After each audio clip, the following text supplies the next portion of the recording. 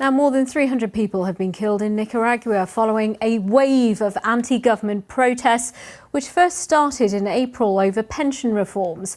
Those on the streets are demanding democratic changes from the country's president, Daniel Ortega.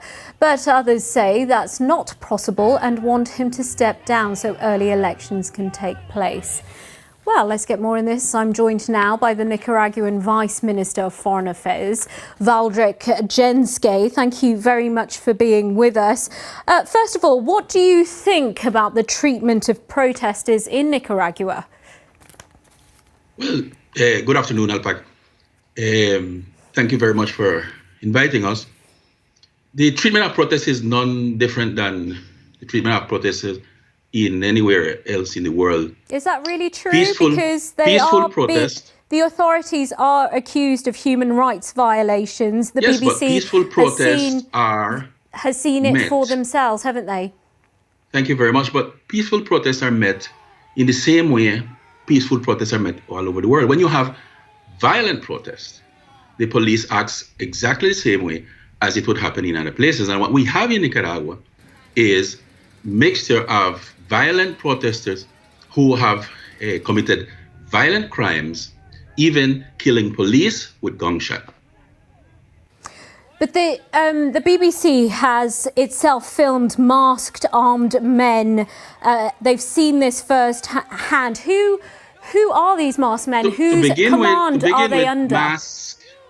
The use of mask is widespread all over the world among police forces. But I want to set our record clear because you began speaking about more than 300 people dying in my country. We're talking, President Ortega clearly stated that number at 195, of which over 65% of them are police officers, are government sympathizers. So what you have here is violent protesters who are using weapons, who are using different forms of violent expression to shoot at police, to burn people in the streets, and to carry out these violent actions. Nevertheless, there are protests happening in Nicaragua. You cannot deny that. That shows discontent. What do you think should be done about that to end the protests?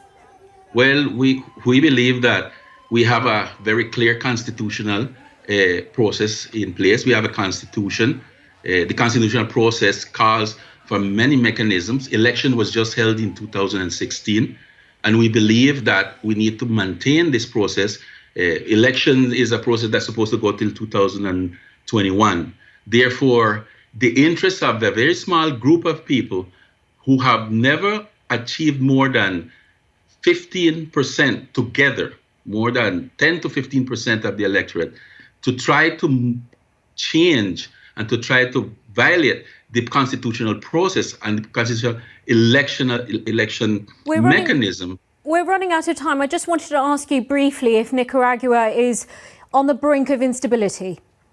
But Nicaragua, for the last 3 weeks, has returned. Peace has returned to Nicaragua. Stability has returned to Nicaragua. Families in Nicaragua are back to work, and the government, with the participation of large amount of the population, have eliminated the roadblocks, has eliminated the barricade, have eliminated those focus of crime that these barricades meant for the people, where they were killing people, they were raping people. So the police, the government, along with the large amount of the population, have eliminated these focus of crime, and stability has returned to the country. In the last 15 days, no one has died because of reasons of protest.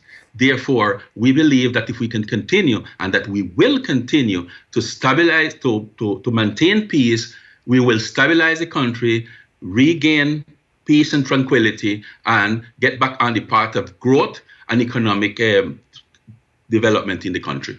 Valdric Jenske, thank you very much for being with BBC World News.